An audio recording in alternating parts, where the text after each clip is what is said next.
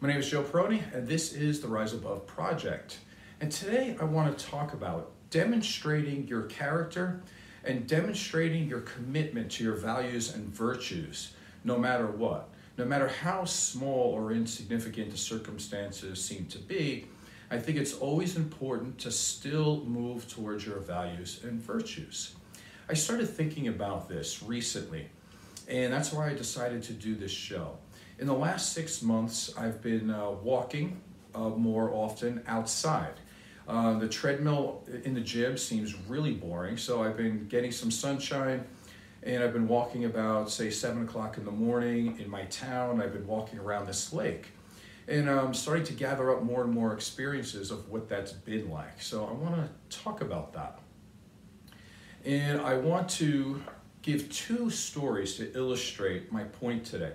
One of them, I want to talk about a story from Leo Buscaglia.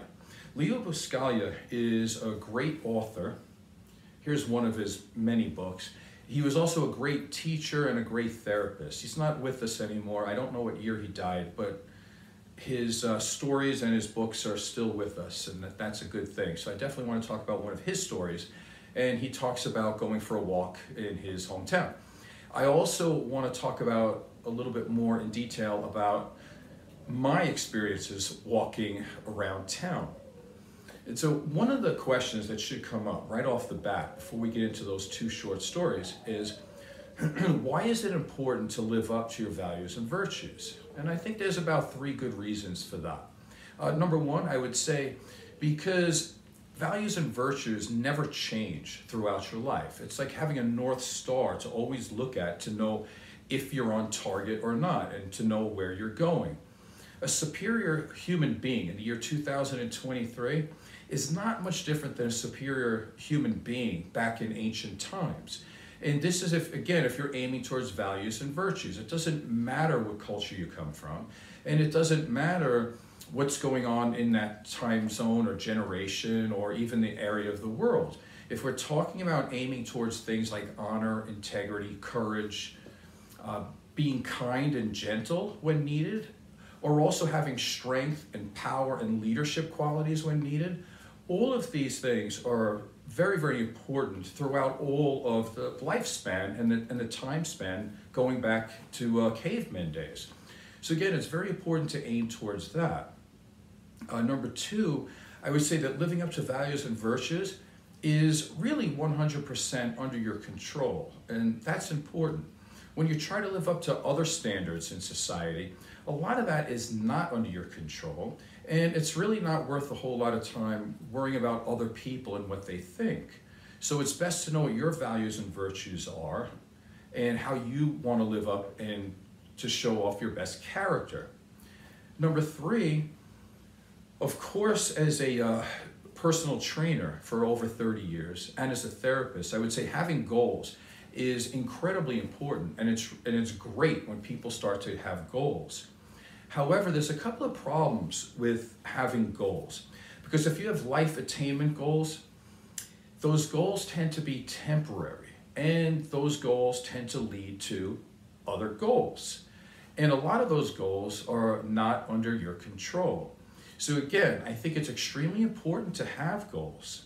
But I also think that you need to have those values and virtues to back those up. I'll give you some examples. Let's say you have a really great goal. And one of those, I would say, starting off when you're a teenager, you want to get good grades in high school. And that's a great goal. But let's say you get straight A's. That's good. Is it over? No. Because now the next goal has to be is that you probably want to get into a good college.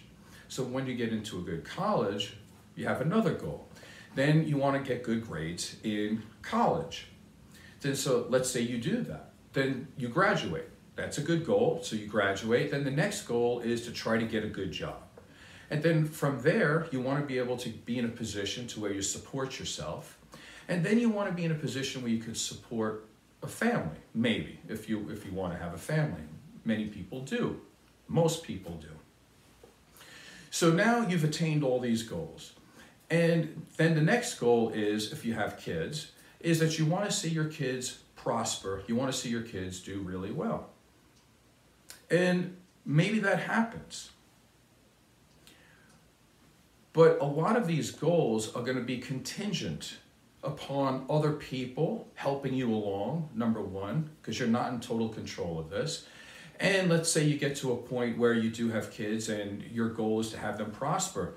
What happens if they don't? Does that mean you're not a good person anymore? Does it mean that you didn't try your hardest as a parent? Does it mean that you didn't live up to values and virtues because of maybe somewhat other people have done? I'll give you some more examples of this. So when I went to college as a graduate student, so I was in my graduate program, and my goal is that I wanted to get perfect scores. I wanted a 4.0 GPA. Now, is that a good goal? Of course it's a good goal. Except there's a couple of problems with that. The main one being that I'm not in total control. I can study and I can do everything that's needed. I can read everything that there is to read. I can read extra. I can practice for the presentations that we had to do, and I could over practice even, which is what I did do. But teachers don't always grade you the way that they're supposed to. They also have their little issues here and there. They have their jealousies. They have their issues. And one of the examples that I can give is that we had this one class, and the assignment is to do a critical analysis of family therapy. Pretty easy. Most of what we did study was family systems therapy. Let's say that there were 10 people in the class. Each of us had to go up in front of the class and do our critical analysis of family therapy. Everybody took it straight from the book. And we had a week to do this, by the way.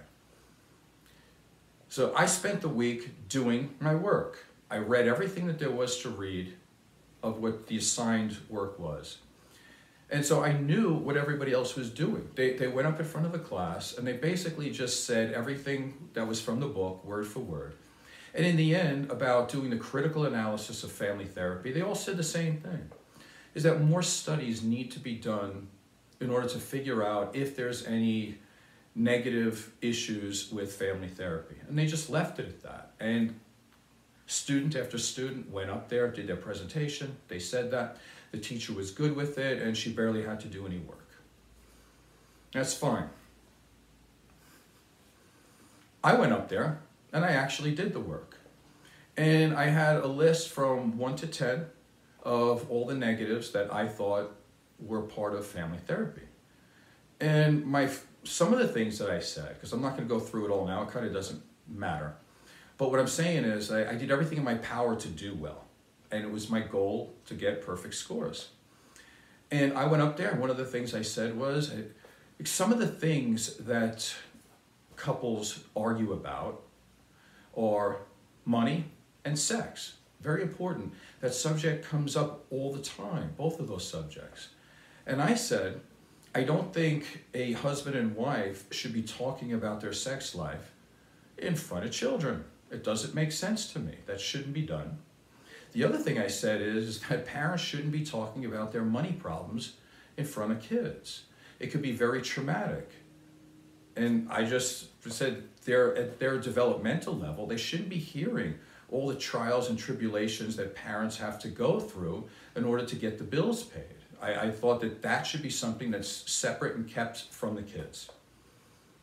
And I kept going on and on. Finally, the teacher looked at me, because she didn't want to have an honest discussion or a debate about these issues. But I thought that I was at an institution of higher learning where we throw ideas around and we see what sticks and what doesn't. And if it is a good idea, then it should be able to be put forth and we should be able to discuss it and see if it really is a good idea. She didn't want to do that. At some point, she just stopped my presentation and said, "You need to sit down." And I said, "What are you talking about? I did the homework. Nobody else here did." Like, everybody read the last sentence that was in the book. I'm the one who's actually doing the work. I'm looking at it critically. And I said, "Can you find any flaws in what I'm saying? Like, do you think it's okay for two adults to talk about their financial issues and problems in front of kids? Is that the way we should do it? Do we always need to have kids in the room?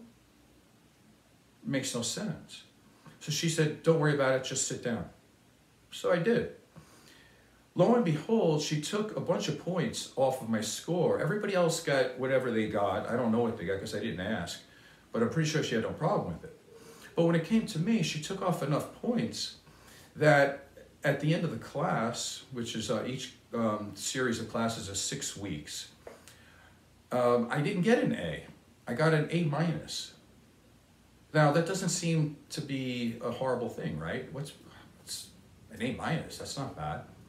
Well, it is bad when your goal is 4.0, right? Because my goal here was a life goal that I wanted to attain. I wanted a 4.0.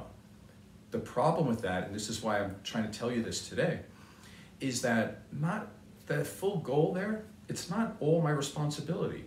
Part of it is I hit into the sensibilities of this teacher that didn't want to have a debate with me because I made her look stupid in front of a bunch of other classmates. She didn't want to hear it. I made her look really stupid. She did not have an answer for the questions that I was posing to her. And so she just shut me down and gave me a bad grade. Now, if I was only aiming for my virtues and values and for my character, how did I feel? Well, I did handle myself with honor. I did handle myself with integrity. I was a little courageous because I went against everybody in that class, including the teacher. But I said what needed to be said, and I still stand by it today. But I lost points for it. So again, if you're aiming for virtues and values, I did a good job and I'm happy with myself. If I'm only aiming for this goal that society says, the 4.0, the straight A's, I still to this day, I'm still angry about it. I should not have gotten that grade. Therefore, my GPA at the end was 3.96. It wasn't even a 3.9. I wasn't off by 0.1. I was off by 0.04 because this lady could not have a discussion with me and she penalized me. So that's an example of why you should follow your virtues and values. So with that, I want to talk about Leo Buscaglia and his story about when he went walking. So he would go walking every day in his neighborhood, and he would walk his dogs. And every day he would pass by this woman. And every day he would, in the way he is, very happy guy, put on a big smile and is loud so that she could hear him. He would say, "Good morning, how are you today?" And she would put her head down and keep walking. So what does a person with virtues and values do? They continue to do what they think is the best way to live. And this is what he did. Every morning he saw her, and every morning put a big smile on his face and said, "Good morning, how are you today?" And every morning she walked right by without saying anything. After about a month of this, she finally stops and looks at him and with a stern voice says, "Who are you? Do I even know you?" And Leo Buscaglia, in the way he would know how to do it, smiled and said, "Of course I know you.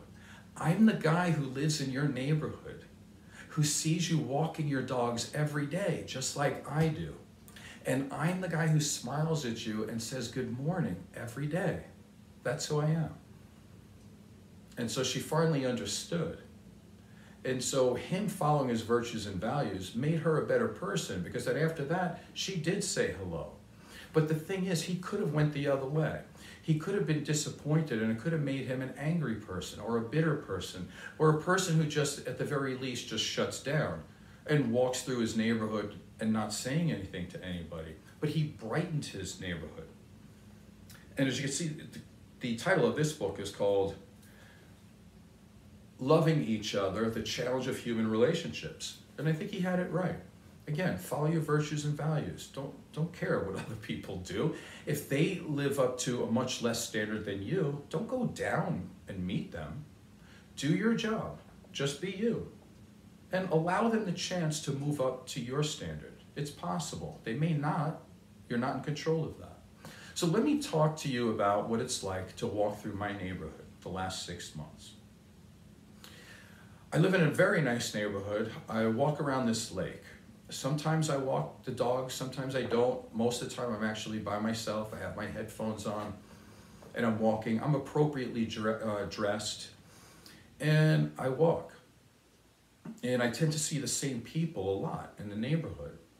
The funny thing is that when I walk past a woman, they never say hello first. What happens is, I've noticed that if I'm walking and they're off on my left shoulder, so they're on my left side, and I go to wave to say good morning, hello, as soon as I pick up my hand, they flinch. I'm like, what world do you live in? What things have you seen? What traumas have you had? What are you reading that you think that a older than middle-aged man, appropriately dressed, going for a walk in a nice neighborhood?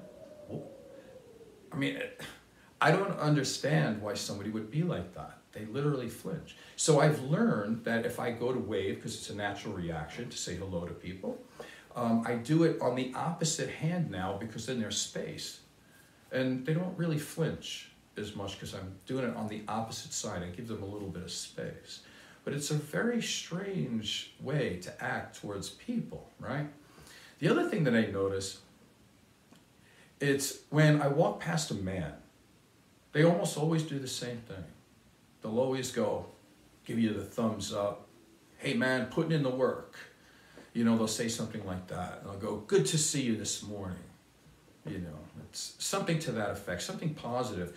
Because we have visual proof that we're literally trying to do something to improve our lives.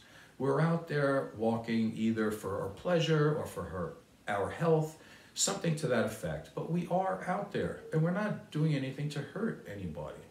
And I don't understand why men are so particularly nice and always wave, always give you the little hand or the little head nod like, yeah, you're still here this morning, good to see you. And women too, they still, I've stopped waving at some point because now I just maybe give a little smile and say good morning. And I'm usually the first, not usually, I'm always the first one to initiate. How do I feel about that? Well, that's why I'm doing the whole show, but I wanted to make it a little bit longer to give you a little bit more food for thought. But again, I think all good people should put it upon themselves to demonstrate their character and their commitment to their values and virtues, no matter what, no matter how small the situation seems. And in this situation, the situation is really small and insignificant. I'm just having a walk in my neighborhood. But my honor and my integrity and my decency and my consideration tells me that if I'm walking through my neighborhood, I want to be an asset to the community, not just with my work, but what I do as a human when I'm around. And it's the right thing to do, to say hello to people, to make them know that you notice that they're doing work, and to give them a little bit of encouragement. Just because somebody else doesn't do that, just because somebody else puts their head down, just because somebody else wants to make believe that you don't exist, just because somebody flinches and acts like I'm going to do some act of harm to them. And by the way, crime rates now are so much lower than it was in the 60s and 70s. And even in the 70s, we're talking 50 years ago, crime rates have been falling down for about since the 90s. And I live in a good neighborhood. I'm not like walking around brandishing a gun that people have to act like this. But you know what? It's on them. And it's okay. If they want to be angry, bitter, they want to somehow isolate themselves emotionally and socially, that's okay. They can do that. But my values and virtues say different. And I'm going to continue to allow people to be able to be better. If they don't want to be better, That's on them. So let me sum this up and I'll end the show right here. Again, I think it's extremely important. You do want to demonstrate your character and your commitment to values and virtues, no matter what the situation, no matter how important or how little importance it might seem to be. But in the end, aiming for that and doing the best you can all the time is important. When you can do the little things right and the easier things right, you will continue, and then you will end up doing the big things. And the things that are most difficult, you will have a lot of training and you will be able to do that. And you will realize that living up to your best standard and your character is not dependent upon anybody else around you. My name is Joe Peroni. Hopefully you found some of this valuable. And this is the Rise Above Project. Please subscribe and tell a friend. Thank you.